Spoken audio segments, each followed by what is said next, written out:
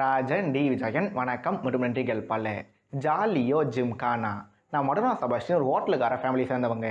தன்னோட தாத்தாவோட தலைமையில் சொந்தமாக ஒரு ஹோட்டல் வச்சு நடத்திட்டு வராங்க. இன்னொரு பக்கம் நம்ம பிரபு தேவா அவர்கள் ஒரு வக்கீல். நாட்டில் நடக்கிற அநீதிகளை எதிர்த்து சட்ட போராட்டம் நடத்தி குற்றவாளிகளுக்கு தண்டனை வாங்கி தந்துட்டு வராரு. இப்படி இருக்கும்போது மடனா சபாஸ்டின் ஃபேமிலிக்கு ஒரு அரசியல்வாதி மூலமாக ஒரு சில ப்ராப்ளம்ஸ் இருக்குது. அந்த அரசியல்வாதிக்கு எதிராக நம்ம பிரபு தேவா அவர்கள் ஒரு கேஸில் வாதிட்டு வராரு. இதனால் பிரபு தேவா கிட்ட நம்ம பிரச்சனையை சொல்லி உதவி கேட்கலான்னு சொல்லி மடனோட ஃபேமிலி மெம்பர்ஸ் எல்லாரும் சேர்ந்து நம்ம பிரபு தேவா அவர்களை பார்க்க போகிறாங்க. ஆனால் போன இடத்துல நம்ம பிரபு தேவா அவர்கள் இறந்து கிடக்கிறாரு. ஆஹா, என்னடா இது, படத்தோட ஹீரோவை இறந்துட்டாரு, இதன் பிறகு எப்படி இவங்க கதையை நகர்த்துவாங்கன்னு பார்த்தா இறந்து போன பிரபு தேவாரோட பாடியை வச்சுக்கிட்டு காமெடின்ற பேரில் பல பங்கங்களையும் மெசேஜ்ன்ற பேரில் எண்ணற்ற பல்புகளையும் இந்த மூவி டீம் பண்ணியிருக்காங்க. அப்படி அவங்க பண்ண பல்பு எல்இடி மாதிரி பிரைட்டாக இருந்ததா இல்லை ஃபியூஸு போய் எரியாமலேயே போயிடுச்சா? இதெல்லாம் தான் செல்லம்மா அபிராமி சிரிப்பெங்க நீ காமி.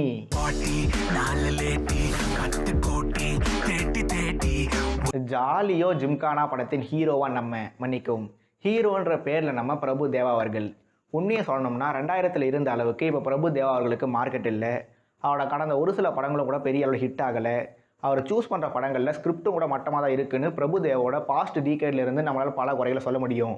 பட் இந்த ஜாலியோ ஜிம்கானா படத்தோட கதையை கேட்டு அவர் நடிக்க ஒட்டுகிறதே மிகப்பெரிய விஷயம். ஏன்னா இந்த படத்தோட கதை நல்லா இருக்குது, நல்லா இல்லை. இந்த படம் ஓடாதுன்ற மற்ற விஷயங்கள்லாம் ஒரு ஓரமாக இருந்துட்டு போகட்டும். பட் அவரோட கேரக்டர் படி முக்கால்வாசி படம் பணமாக தான் நடிக்கணும் இருக்கும்போது அதை நடிக்க ஒத்துக்கிட்டு நம்ம நடன சூப்பர் ஸ்டார் அவர்களுக்கு ஹேட்ஸ் ஆஃப். மேலும் டெட் பாடி இருக்கும்போது அவரை வச்சு ஒரு சில காட்சிகள் முகம் சொல்லிக்கிற மாதிரி இருந்தாலும் த்ரூ அவுட் த மூவி அவர் கொடுத்த ரியாக்ஷன்ஸ் ஆகட்டும், தன்னோட பாடியை பல்வேறு வகைகளில் ஸ்ட்ரெச் பண்ண விதமாகட்டும், இதெல்லாம் செம்ம. So my dear Prabhudeva sir, வயசானாலும் உங்களோட திறமை உங்கள்கிட்ட அப்படியே தான் இருக்குது. ஸோ நல்ல கதையை தேர்ந்தெடுங்க, மீண்டும் வெற்றியை பெற்றுடுங்க. ஆனால் இந்த படத்தில் இருக்க இன்னொரு ஆங்கிள் என்னென்னா, நம்ம பிரபு தேவா அவர்கள் பாடியாக இருக்க சீன்ஸில் பட்டையை கழட்டி இருப்பார். ஆனால் அவர் உயிரோட இருக்க சீன்ஸோட பர்ஃபார்மன்ஸ் அந்தளவுக்கு இம்ப்ரெசிவாகவே இல்லை.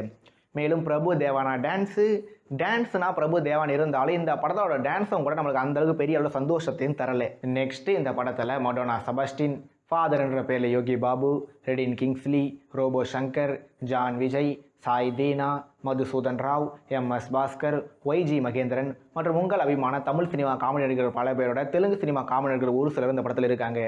இந்த கேஸ்ட்டை வச்சு எடுத்துக்கிட்ட கதையை வச்சே கூட இந்த படத்தை ஒரு வேலை வந்துட்டு அழகார மாதிரியோ இல்லை குளிய பகாலி மாதிரியோ சம பண்ண எடுத்துருக்கலாம். பட் இவங்க எடுத்திருக்க படம் முழுக்க காமெடி சீன்ஸ் பலது இருக்குது. ஆனால் அதை பார்த்து நம்மக்கிட்ட இருந்து சிரிப்பம் வளரல, நமக்கு சந்தோஷமும் கிடைக்கல. பட் இந்த எல்லா குறைகளையும் சரி பண்ணுற மாதிரி ஒரு கேரக்டர் இந்த படத்தில் இருக்காங்க. அவங்க யார், வேறு யார், நம்ம செல்லம்மா அபிராமி மேடம் அவர்கள் தான். நம்ம அபிராமி மேடம் இப்போ வர பல படங்கள் அம்மா ரோல், கேரக்டர் ரோல்னு பண்ணிட்டு வராங்க. அப்படி அவங்க பண்ணுற ரோல்ஸ் ஒரு சில படங்கள் இம்பாக்ட்ஃபுல்லாக இருந்திருக்கும், ஒரு சில படங்கள் இருந்திருக்காது. பட் இந்த ஜாலியோ ஜிம்கானா படத்தை பொறுத்த வரைக்கும் அவங்க ரோல் காமெடி எழுதப்பட்டிருக்கும், முட்டாள்தனமாக தான் எழுதப்பட்டிருக்கும். அதை அவங்க பல மடங்கு அபாத்தமாக ஸ்க்ரீனில் போர்ட்ரே பண்ணியிருப்பாங்க. ஆனால் இந்த படத்தில் அவனோட அழகு இருக்குது.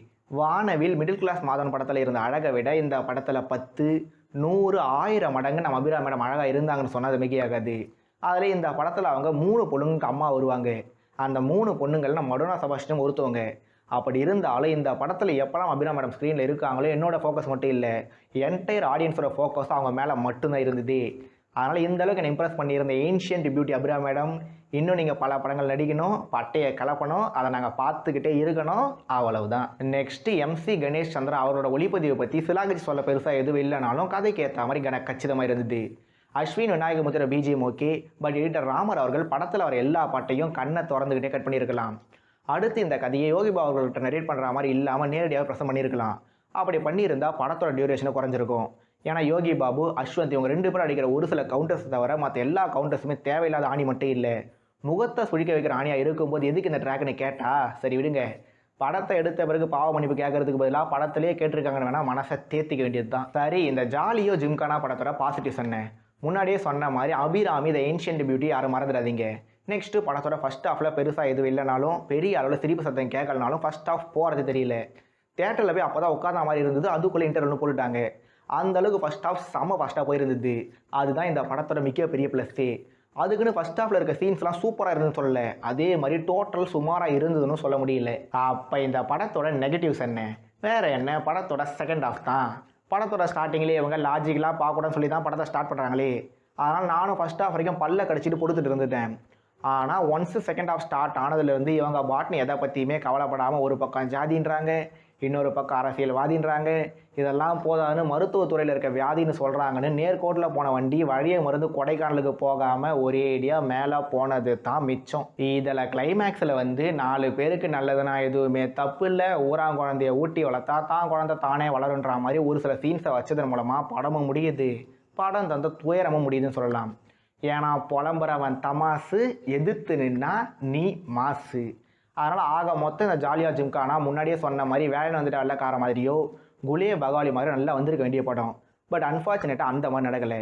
பட் எது எப்படி இருந்தாலும் அபிராமி த ஏன்ஷியன்ட் பியூட்டியை பெரிய ஸ்க்ரீனில் பார்க்குறதுக்காக மட்டுமே நீங்கள் இந்த படத்தை தேட்டருக்கு போய் கண்டிப்பாக பார்க்கலாம். அபிராமியோட அழகை பார்த்து மையங்கிடலாம். ஒரு வேலை வெட்டி இல்லாதவ எனக்கு மட்டும் வேலை செய்வா. நம்ம ஆசிஃப் அலி மற்றும் அப்பர்ணா பாலமுரளி ஆகியோட நடிப்பில் வந்த அந்த மிஸ்ட்ரி த்ரில்லர் படம் தான் கிஷ்கிந்தா காண்டம். ஒரு ஊரில் ஒரு அப்பா இருக்காரு, அவருக்கு ஞாபக மறதி ப்ராப்ளம் இருக்குது. அவரோட பையன் புதுசாக 2வது கல்யாணம் பண்ணி தன்னோட மனைவி வீட்டுக்கு கூட்டிகிட்டு வர்றாரு. மேலும் அந்த பையனோட முதல் மனைவி இறந்துட்டு இருந்தாலும் அந்த முதல் மனைவிக்கு பிறந்த பையன் தொலைஞ்சிட்டதாகவும் அந்த பையனை இவங்க எல்லாரும் தேடிட்டு வரத்தாவும் சொல்லி இந்த கதை ஸ்டார்ட் ஆகுது. இதுக்குள்ளே புதுசாக அந்த செகண்ட் ஒய்ஃப் ஹீரோட வீட்டுக்குள்ளே வந்த பிறகு நடக்கிற சம்பவங்கள் என்ன, அதன் மூலமாக அவங்க என்னத்தை கண்டுபிடிச்சாங்க, அதன் மூலமாக ரிவீல் ஆகிற உண்மைகள் என்னென்னு 2 மணி நேரம் ஓடுற இந்த படத்தை ரொம்ப இன்ட்ரெஸ்டிங்காக எடுத்திருப்பாங்க. அதுக்குன்னு இந்த படத்தில் வர கேரக்டர்ஸோ காட்சிகளோ இல்லை ரிவீல் ஆகிற உண்மைகளோ இது எதுவுமே டாப் ஆஃப் த வேர்ல்டு ஃபீலிங்காக நம்மளை உருவாக்கி இருக்காது. பட் படம் ஓடுற அந்த 2 மணி நேரம் நமக்குள்ள ஒரு வித யோசனை கண்டிப்பாக இருந்திருக்கும். அந்த யோசனை தான் இந்த படத்தோட வெற்றியே. படம் டிஸ்னி ப்ளஸ் ஹாட்ஸ்டாரில் தமிழ் அவைலபிளாக இருக்குது. இது வரைக்கும் பார்க்காதவங்க பார்த்துடுங்க. நல்ல படங்கள் லிஸ்ட்டில் கிஷ்கிந்தா காண்டத்தையும் சேர்த்துடுங்க. அது வரைக்கும் உங்கள்கிட்ட விடைபெறுவது நான் உங்கள் ராஜன் டி விஜய். நன்றிகள் பல மற்றும் வணக்கம்.